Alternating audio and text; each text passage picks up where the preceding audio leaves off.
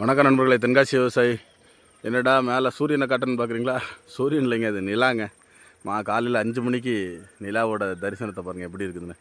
கடவுள் படைப்பில் உண்மையாகவே ரொம்ப ஆச்சரியங்க. என்னடா அதிகாலையிலே அப்படி நிலாவை காட்டுன்னு பார்க்குறீங்களா? காலைல மணி 5 மணிக்கெலாம் மோட்ரு போட்டாச்சுங்க.